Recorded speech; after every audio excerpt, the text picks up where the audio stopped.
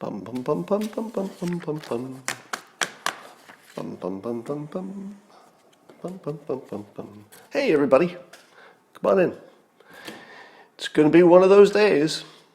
You know, one of those days where stuff happens and we talk about it and we laugh. And then we go on and have an amazing day. And how does the day start? Oh, look what I did. I don't know if it looks the same on your screen, but somehow, magically, I have placed my coffee cup where on my screen it looks like all the hearts are coming out of the coffee cup. Can you see it, or is that just on my author screen? How cool is that? Let's call that a coincidence. Remember that for later, because that's part of my topic today. Coincidence. But first, before we get to the topic, you know, if you want to enjoy the little thing called the simultaneous sip, I recommend you get a cup or a mug or a glass, a tank or chalice or stein, a canteen, jug or flask, a vessel of any kind. Fill it with your favorite liquid. I like coffee. Look at those hearts coming out of that coffee.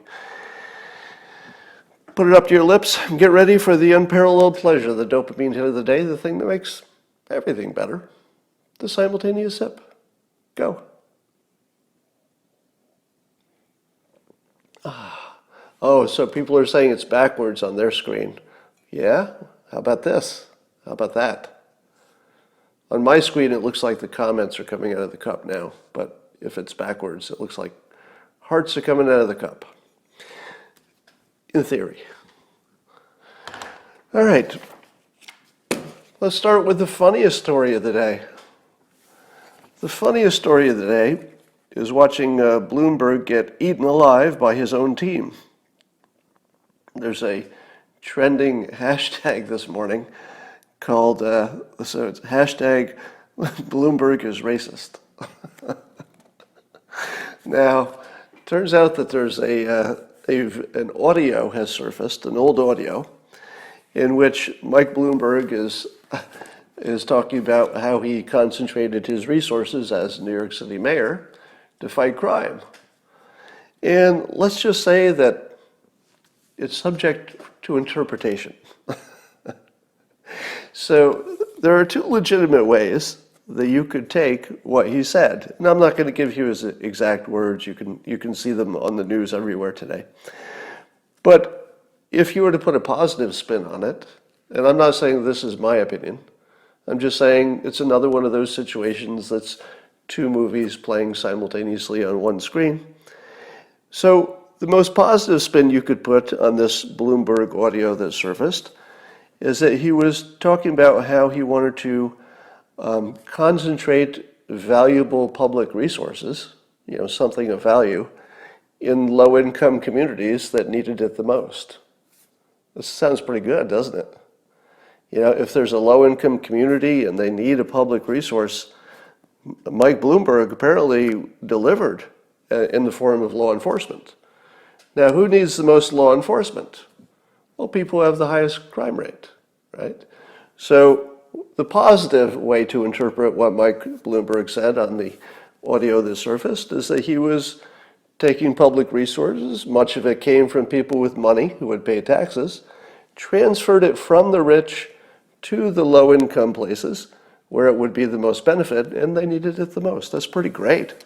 Wow, Bloomberg is quite the guy. Well, that's the positive spin. That would be one of the two movies that's playing. But that's not the one that inspired the hashtag Bloomberg is racist.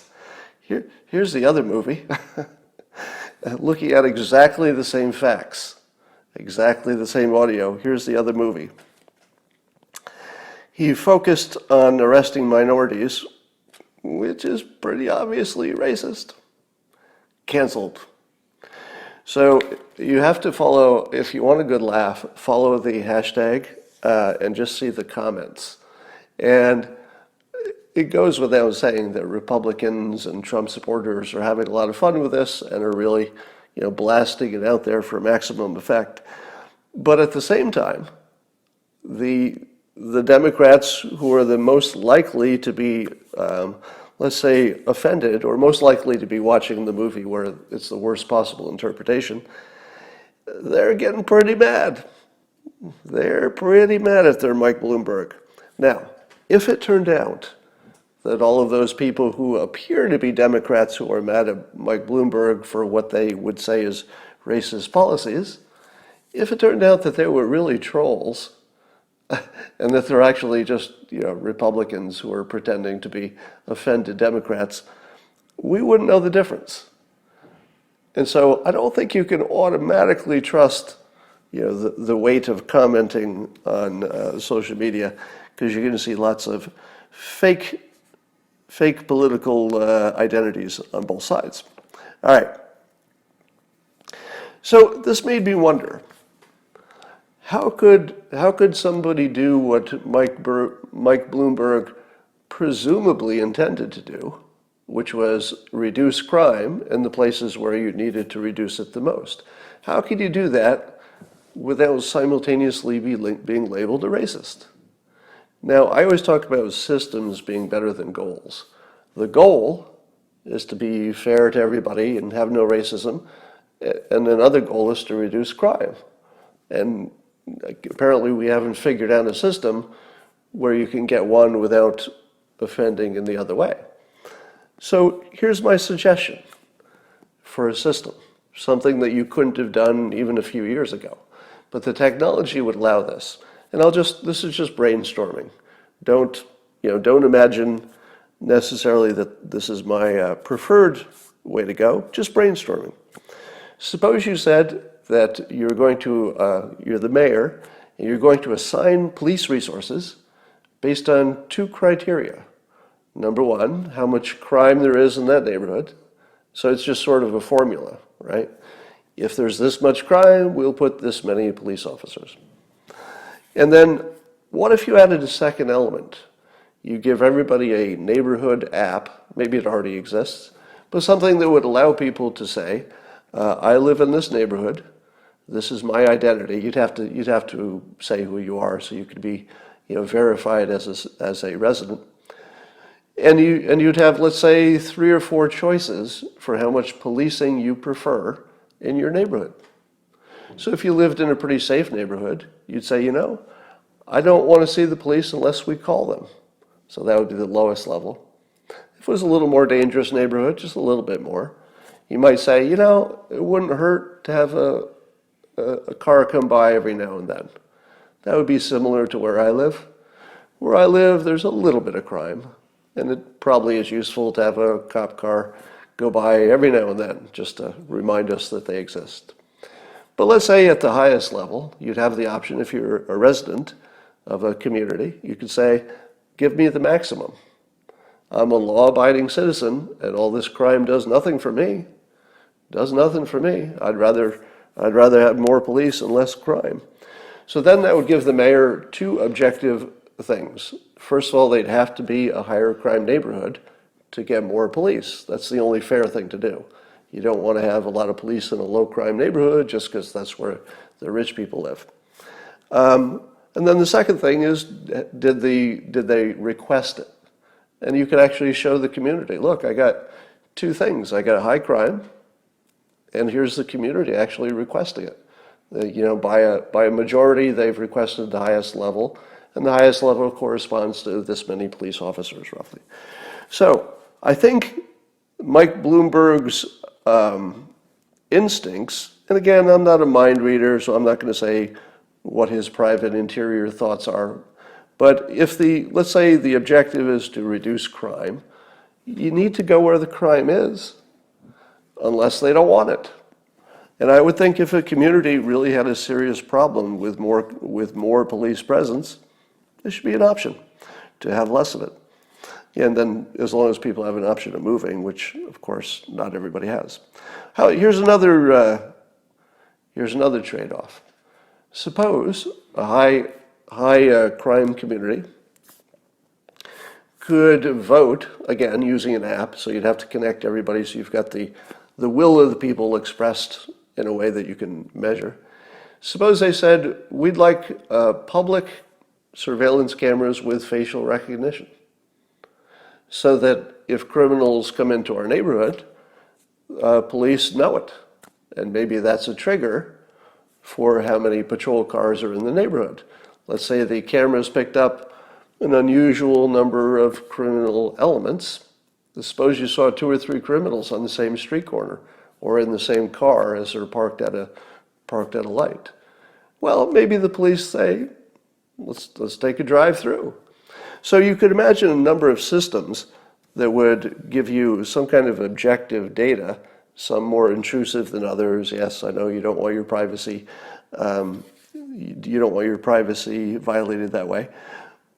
But the point is, we could probably come up with systems that would make nobody look like a racist and still would put the law enforcement resources where they would have the most impact. Anyway, so that's the first idea. Let's talk about predicting Bloomberg's odds. You know, there are a million ways to predict what's going to happen. Everybody's got their own little variable. This variable is the one that predicts everything.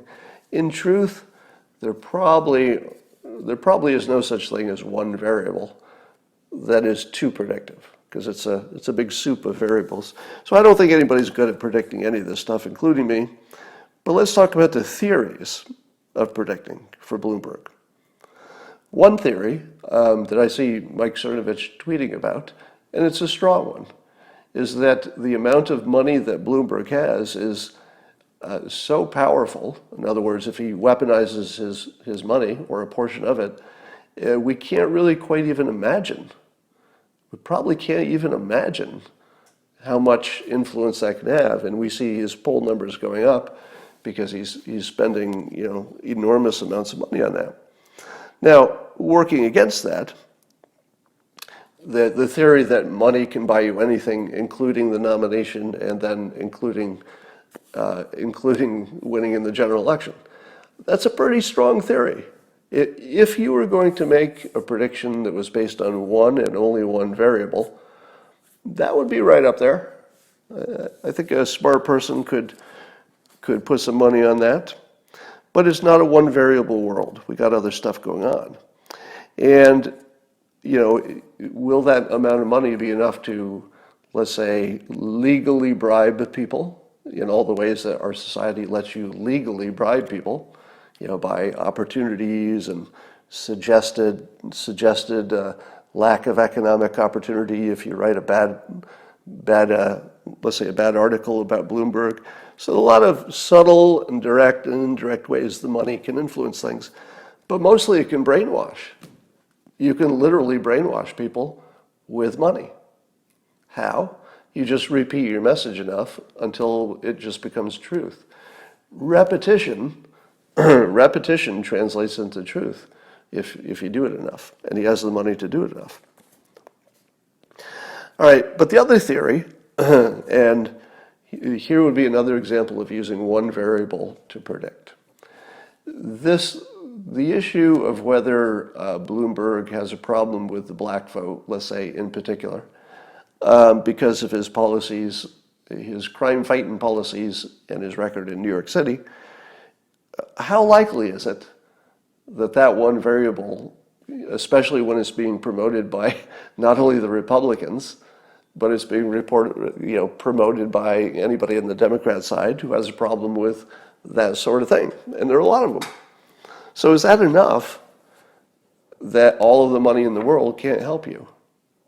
Which of those would you bet on? Would you bet on his, whatever billions he ends up spending, a couple billion? He could if he wants. Or would you bet on the fact that the Democrats are so predictable with their approach to things? They're going to see another old, rich white guy, and they're going to see this vulnerability, as at least in their point of view, it would look like a vulnerability, and they're just going to tear him apart. Well, let's say it gets to a brokered convention. Do you think that the Democrats, if it got to a brokered convention, do they have the option of picking Bloomberg? Or do they, in other words, could they get away with that? Or would it rip the party apart? Because I gotta think 2/3 of the people in the Democratic Party would say, we're not exactly the brand that picks the old white billionaire And why would you pick him to run against an old white billionaire who's got, accusations that are going to sound a lot like, the Bloomberg ones? It feels like the worst matchup you could ever have.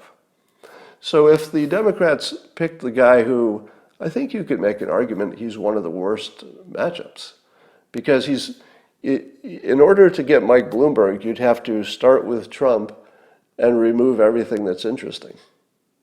You make him boring, make him shorter, make him more black and white instead of orange. You just have to remove all the interesting stuff, and then you'd get Mike Bloomberg. But he's older. He hasn't quite debated on the national stage with national topics. Trump's had a lot of practice.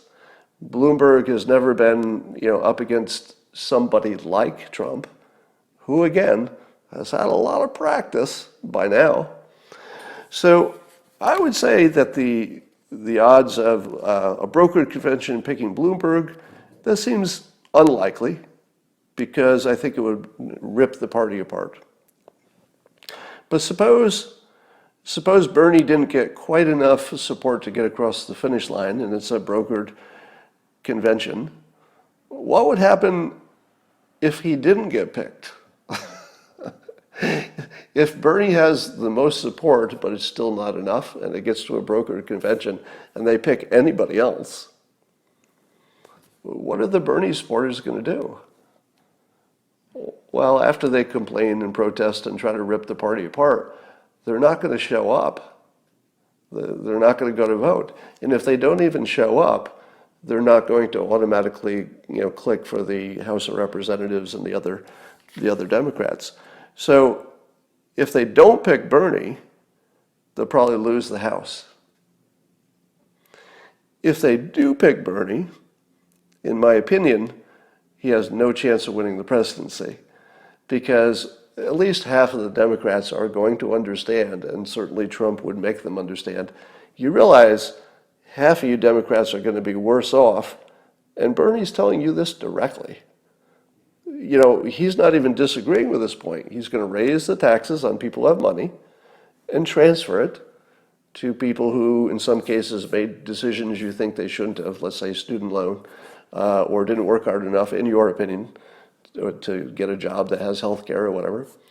So I think there's just a ton of Democrats who are not going to, give Bernie enough support, no matter what they thought of the president. So if they do pick Bernie, they can't win the presidency. But they might get enough people to, they still might get enough people to show up to vote, so it might not be so bad for the House of Representatives. All right. So we'll see what happens. And I wonder if Bloomberg would be a good match with Kamala Harris, because Bloomberg has the same problem, but then that would be sort of, two people who are tough on crime. Yeah, I don't know if that would work. That would be probably a bad matchup. All right. There was a Wall Street Journal article that was kind of critical of Pete Buttigieg and his military service, in the sense, it was not critical of the service per se, but critical of the fact that he may be, let's say, explaining it in a more, in a hyperbolic way. So the reality apparently is that he got commissioned in through some, special way that you don't have to go through boot camp, and you get, I think maybe it guarantees you cushier assignments, mostly work behind a desk. But he did spend 7 months in Afghanistan, including, leaving the compound and vehicles and stuff, and it's a pretty dangerous place. So some people say, that will take one of the main things about the Buttigieg argument away. It'll take away the great respect that his military service automatically gets if you imagine that he just sort of snuck in the side door and didn't do what other people did and got an easy assignment. That's what some people say. I'm not sure I don't think that's going to make a difference. because the vast majority of people did not serve themselves. And if you didn't serve at all, you're still pretty impressed by somebody who spent 7 months in Afghanistan, and I don't care what they were doing. All right? If you were to compare how much service I've given the country compared to Buttigieg, who actually went to Afghanistan and was there for 7 months and doing useful things, just as it turns out, not that close to the bullets. But you're always close to something dangerous if you're in Afghanistan. So I think the average person is going to say, yeah, if you're in the military, if you are a Marine or somebody in your family is a Marine, I get that you're going to rank people by, the level of honor. But I think people are going to leave that to the military and military families. And everybody else is going to say, that's not my opinion to make, because he did more than I did. So I just don't think that's going to count against him too much. But it was interesting to learn exactly what the situation was there. And of course, if he ended up getting the nomination and he ran against Trump, his military service, no matter where it ranked in the valor and bravery category, it's going to look good compared to anybody who didn't serve. But Buttigieg's big problem is that I didn't know if it was just a fluke that he had that extended debate performance in which he talked nothing but jargon. It was just all this empty consultant talk. And I thought to myself, oh, he just had a bad moment and he was trying to catch himself but never quite caught himself. But he's so good, verbally, he's just so good that he did a good job of covering, given that he had no ideas apparently to answer, or at least nothing useful to say to that question. And I think that's fatal. Can you imagine, and I said this before, but can you imagine somebody animating an empty suit and then just putting over it the audio, and then just putting over it the audio of his jargon talking? It would just be devastating. You'd see a little suit with no hands and no head, and it would just be like this, and then you hear the audio of him talking. It would be pretty bad. All right. Speaking of coincidences, here are two stories that happened recently. There was a man who broke into a Budweiser brewery and got arrested in St. Louis. It was a Budweiser brewery. The man who was arrested for breaking into the Budweiser brewery, his actual name is Bud Weiser. That's right. Somebody named Bud Weiser got arrested for breaking into the Budweiser brewery. In other news, I saw an article, it doesn't matter what it's about, but it referenced the CIA. So it was an article about the CIA doing some stuff. And it referenced somebody who was commenting on the CIA's activity, and the person commenting was a historian. His last name is Covert, Covert. That's right, a guy named Covert was talking about the CIA. Now, both of these coincidences were just today, or at least I saw them today. They didn't occur today. And I point that out because we're so easily fooled by coincidence. And let me give you this example. What are the odds that you will win the lottery? Very, very low, right? 1 in, 10 million or 100 million or something. So the odds that you would win are infinitesimally small. What are the odds that someone will win the lottery? Pretty high. Depending on what kind of lottery it is, you're either guaranteed or it won't take too many iterations before you get a winner. So the odds of somebody winning are close to 100%. The odds of you winning are close to 0. Now let's talk about the coronavirus, which seems to be released coincidentally near a bioweapon facility in China.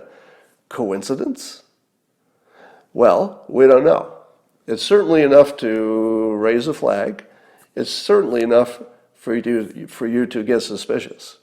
It's definitely enough to ask more questions. Certainly enough not to trust whatever China's official answer is, no matter what it is, unless they say it did come from the bioweapons lab. So your suspicion is well founded, but keep it in perspective. Any complicated situation is going to have coincidences. There's probably somebody working on that whose last name is Virus or something. Doesn't matter what it is. So you were guaranteed to have coincidences in the news, but there was a very low chance it would be the specific one. But don't overinterpret a coincidence is my point. There will always be coincidences. They're very common. Here's a question that I haven't seen answered yet about the coronavirus. Wouldn't it be a terrible weapon? If you had a bioweapon lab and you were trying to make some serious weapons, you've heard of anthrax, haven't you? I mean, you've heard of, aren't there more dangerous viruses? It just seems to be that unless this was sort of one that they tested and discarded, or one that they were maybe taking some DNA out of it to make some other kind of virus, there's just something that isn't quite explained. It could be explained. I'm not saying there's no way to explain it, but I'd like to know why it seems likely that it's a weapon when it doesn't look like a weapon. It looks like the worst weapon you would ever build. Anyway, people told me that there is some precedent for this, and at least one person pointed me to an article about some anthrax that got out of some lab. I forget it. I don't even remember what country it was. But apparently we know that some anthrax once got out of a bioweapon lab. But that was anthrax. If you see anthrax, you're kind of thinking, well, somebody knew how to make a weapon. That's a weapon. But if I see something that gives you the flu 99% of the time, and that's it, I don't know. I'm not thinking weapon. But maybe there's something, I don't know. You've probably seen the videos by now of the super scary trucks spraying some kind of fog-like spray. I think it's a combination of bleach and water, maybe something else, that the Chinese are doing in the Wuhan district. That's the most hit by the virus. And when you see that, you probably had the same reaction I did. And Jack Posobiec tweeted this, and he wryly commented. I think his tweet said, "It's just a virus. It's just a virus, people." But you see them dealing with it like it's the worst plague. They're all wearing the hazmat suits and these trucks that you wonder where they came from. Where did they get all these? Where would you go to get devices that you can fill with this combination of bleach and water, and then it will spray in the right amounts to spray your streets? If you wanted to find one of those in the United States, could you do it? Do we have those? Do we? I mean, if I went down to City Hall and I said, can I borrow your gigantic truck with a spray cannon on it? And they say, well, what do you want to put in it? And I'd say, I don't know. I just want one that sprays anything. And they'd say, sure. You can just rent this truck down at the Home Depot. All right. So I got questions about that. Now, I think the interpretation is that the government of China is putting on a show. Some experts seem to suggest that it wouldn't make any difference, at least anything that you could measure, to spray this. The bleach apparently is really watered down, so I don't think the bleach itself is dangerous. But I don't think it helps. In other words, it just doesn't make that much difference. So it looks like it's just theater for domestic consumption. But how does it feel to you if you're not in China right now? It's really scary because It just makes it look like it's a sci-fi movie and there's something that hasn't been explained yet and it's not good. But it could be just theater. That's my guess. All right. Did you see the creepy story of the woman who was reunited with her deceased young daughter? I don't know how old she was. She looked maybe 9 years old, just guessing, who died young. And a virtual reality company worked to build a little virtual reality replica so the mother could meet and interact with her deceased daughter. And they did a documentary about it, apparently. And oh my God, is it creepy. It is so creepy. Only because, a deceased child is sort of everybody's worst nightmare. And I have real questions whether this is good for the mental health of the people doing something like that. But I think people who are smarter than I am will figure that out. I'm just saying that's a big red flag of, I'm not sure our psychology is meant to take that kind of a hit. I don't know that our brains are sufficiently wired to see somebody come back from the dead, because we didn't evolve to ever see that. Millions of years of evolution, we never saw it. And it's the most emotionally damaging thing that you can imagine, death of a child. So what's it do to your head when that person appears and you can interact with it? So I've got questions. I don't know if it's bad, but I got questions.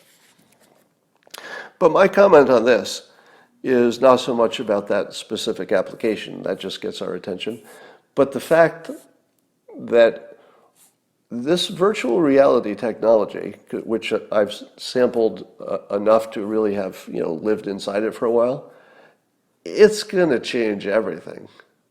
In your lifetimes, people are just going to be living in that augmented reality, virtual reality. There's nothing that's going to stop that because it's so good.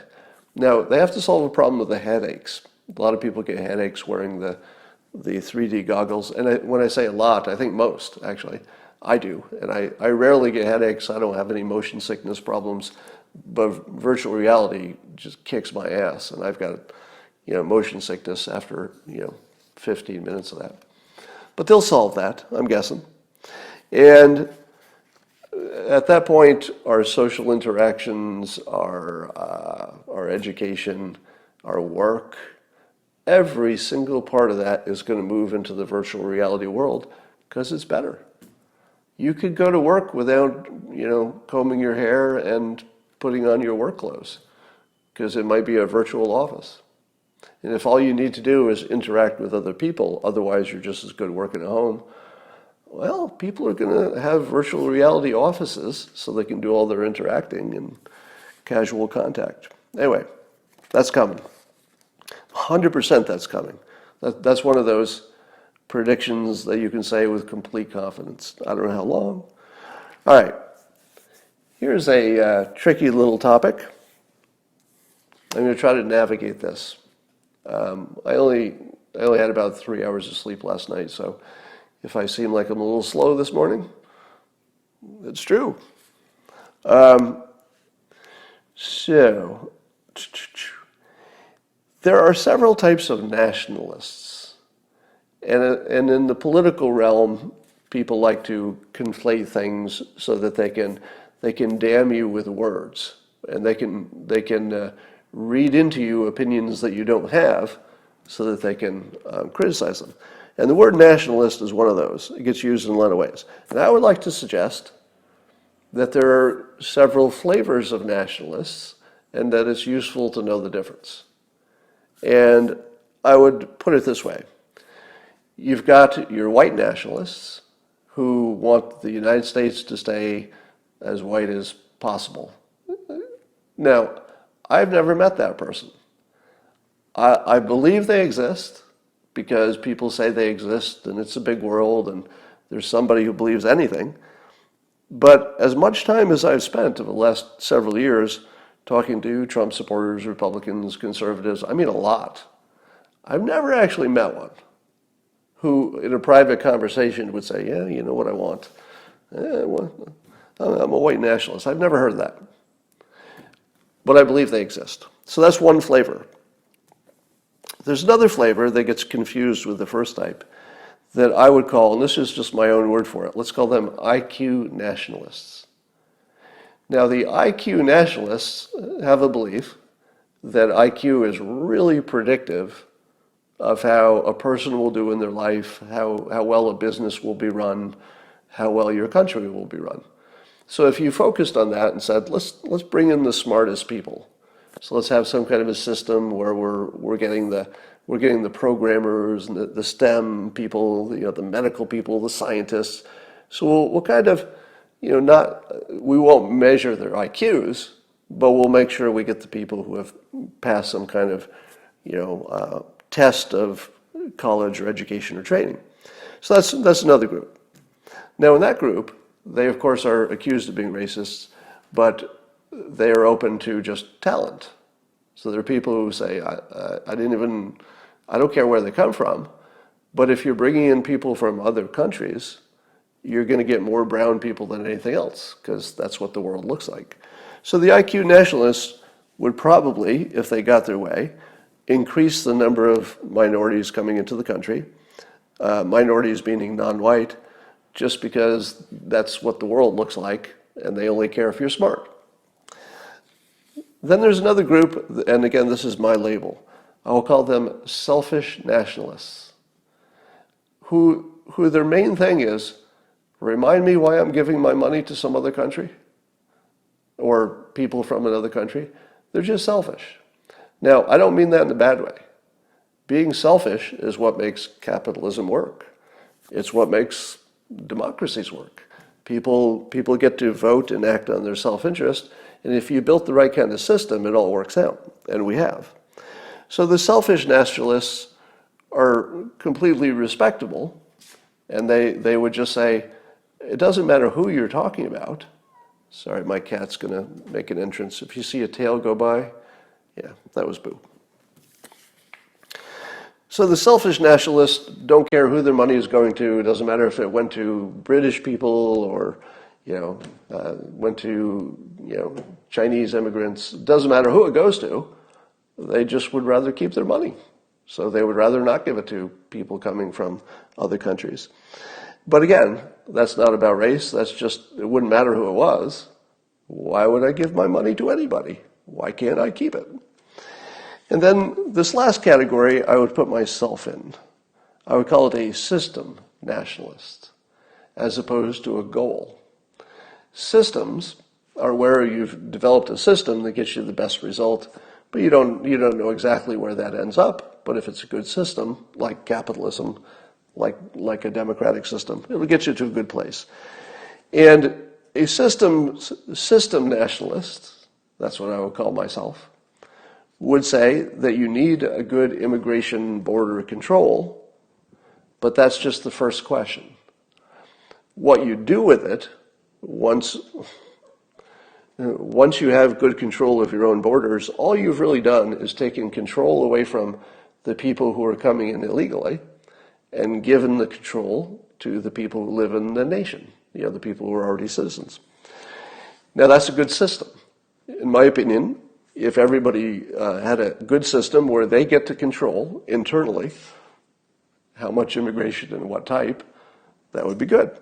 I would love to see immigration controlled by an algorithm that's based on economics. So let's say you had a board of economists who come up with a set of rules, and they say, now that we've built good border security, so there aren't that many people who can get through illegally, we kind of have control over our own borders, then separately you say to yourself, what kind of people do we need to fuel our economy? And you can crank it up when you need more workers, and you can crank it down when you need fewer of them, because we're suffering in this country. So if you see it as a system, it's more about what works best. And it should work best in the long run for everybody. So I would say that's what I am. I like good systems. The president talks about being in friendly competition with other countries being a good system. and I would agree with that. Sort of what makes capitalism work. All right. President Trump has floated the idea of having the death penalty for drug dealers in this country. And he talked again about China having the death penalty and et cetera. I'm still skeptical that China is really cracking down on fentanyl. Really, really skeptical.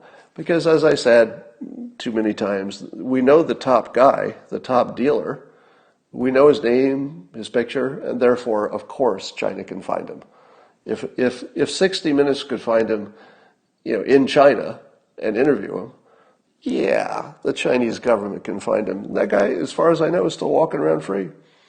As long as that's happening, they're not taking it too seriously. All right, David Brooks, writer, David Brooks, wrote a big article, was it in The Atlantic? Or Vanity Fair or someplace, some high-tone magazine, in which he talks about the nuclear family not being good for everybody, which I agree with. I agree with that. I've been saying it for a while, but I like the fact that somebody else wrote an article about it because I can deflect blame on somebody else because I know how much you hate that idea. Now, his explanation and framing, if you will, is pretty identical to my own.